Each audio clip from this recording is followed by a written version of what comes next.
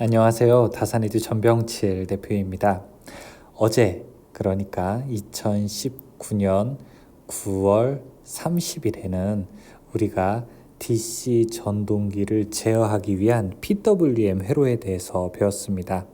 혹시 강의를 안 보신 분들을 위해서 잠깐 해설을 하자면, 이렇게 직류 전원이 있을 때 우리가 전동기를 회전시키는 것에 있어서 전동기의 평균값을 제어하게 되는데, 평균값을 제어하는 방법은 바로 이렇게 스위치를 달아서 스위치의 온, 오프 시간, 즉 듀티비를 적절하게 바꿔서 공급해주는 전압이 예를 들어 V볼트라고 했을 때 이 전동기에 인가되는 전압은 V볼트의 10%가 될 수도 있고, 켜는 시간이 커짐에 따라서 50%가 될 수도 있고, 계속 켜게 되면 100%가 될 수도 있어서 이 평균값을 조절하면서 우리가 전동기의 속도를 제어하는 방법이 이 펄스의 폭을 바꾸는 방법이라고 해서 우리가 Pulse Width Modulation이라고 해서 PWM 제어라고 이야기를 했었습니다. 오늘은 바로 그러한 기본 개념에서 조금 더 나아가서 여러분들이 교류를 직류로 바꾸는 방법은 바로 정류기로 가능한데, 어떻게 우리가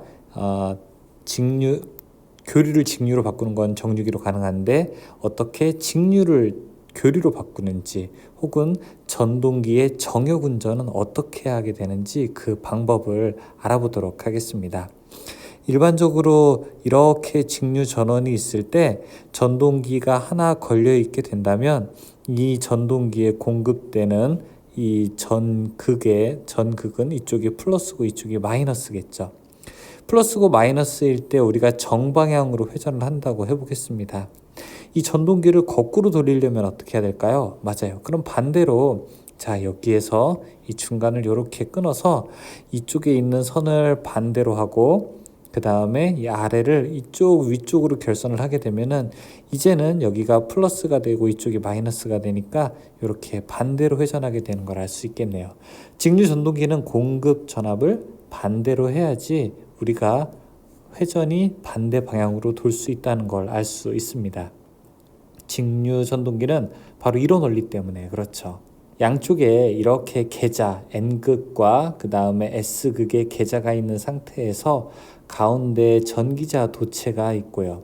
이 전기자 도체에 플러스 마이너스 전원을 인가하게 되면은 전류가 이렇게 쭉 흐르는데, 우리가 플레밍의 오른손 법칙도 있고 왼손 법칙도 있는데, 자, 이러한 것은 전기를 공급해서 회전 토크를 얻기 때문에 우리는 이거를 플레밍의 왼손 법칙을 해서 전동기 법칙이라고 이야기하는 겁니다. 따라서 공급해주는 전압이 이쪽이 플러스고 이쪽이 마이너스인데, 이제는 반대로 여기가 플러스가 되고 마이너스가 되면은 전류 방향이 이렇게 되어서 결국 계자, 자속은 변하지 않는 상태에서 우리가 공급 전원이 전기자의 반대로 흘러서 힘의 방향은 반대로 작용하게 되는 것이죠. 아마 이렇게 회전하게 될 겁니다. 우리는 직류 전동기의 그래서 계자 또는 전기자 둘 중에 하나의 극성을 바꾸게 되면은 전동기가 거꾸로 돈다는 것을 알고 있습니다. 그런데 이런 방법으로는 우리가 전동기를 거꾸로 돌리는 게 너무 어려우니까, 자, 이거를 어떻게 하면 조금 전기적으로 해결할 수는 없을까 고민을 하게 되었습니다. 결국에 나온 생각이 바로 이렇게 회로를 꾸며 놓는 건데요. 일단 전원 극성은 똑같은 상태에서, 자, 이쪽은 위에는 플러스가 되고 밑에는 마이너스가 되는데, 여기에 이렇게 스위치를 하나 넣고요.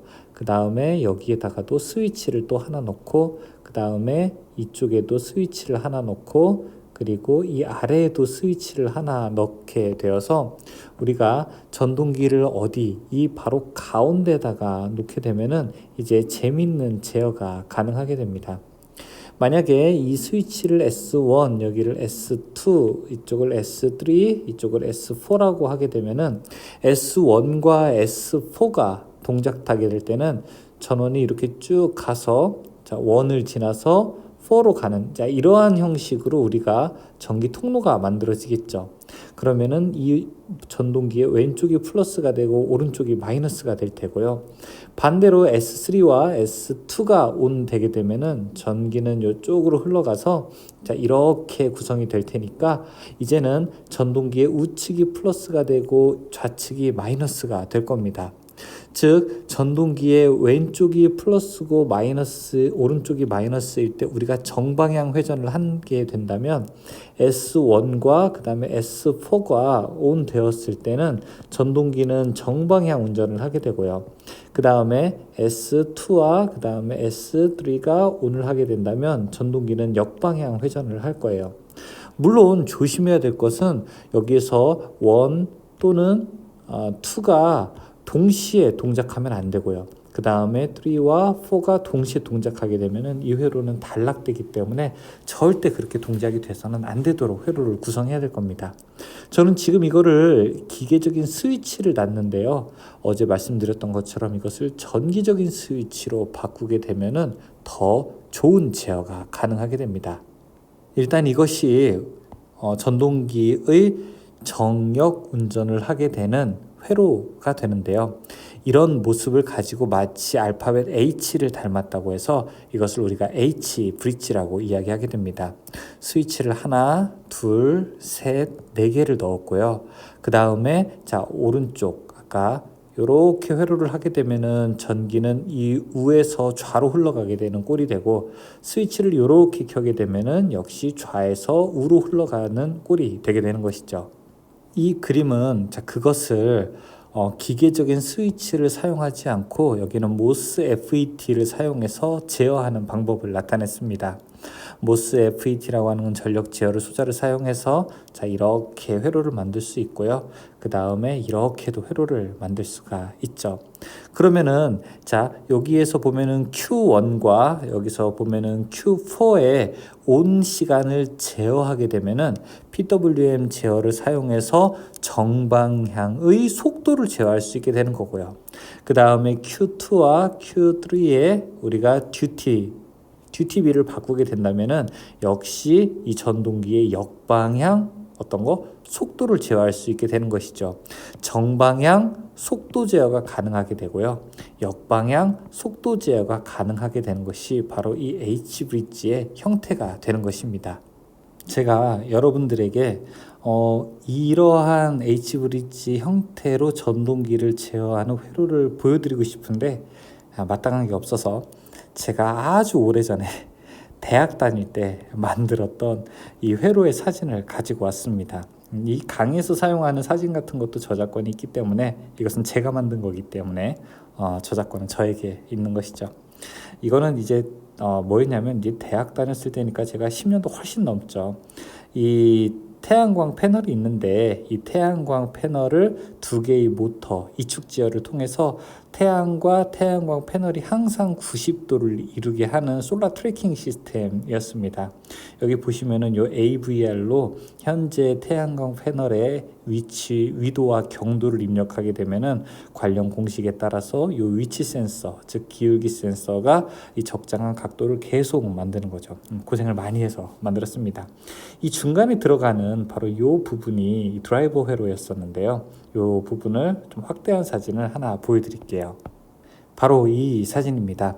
여기서 보시면 요 부분이 하나, 둘, 셋, 네 개의 FET가 한 쌍으로 되어 있는 것을 볼 수 있는데 요 부분이 바로 이 전동기의 드라이버 회로, H브릿지 회로의 표본 형태라고 볼 수가 있습니다. 여기에서 바로 전동기를 이제 직접 제어하는 거고 나머지는 뭐 정류 회로라든지 아니면은 포토커플러를 이용한 뭐 절연 회로라든지 이제 그런 것으로 드라이브 회로는 구성이 되어 있었습니다. 이렇게 우리가 사용을 하게 되면은 내가 컨트롤하고자 하는 모터의 용량에 맞는 우리가 전력 소자를 선택을 하고 그 소자를 적정하게 회로를 구성하게 되면은 정역 회로 같은 경우에는 쉽게 회로를 만들 수가 있게 되는 것이죠.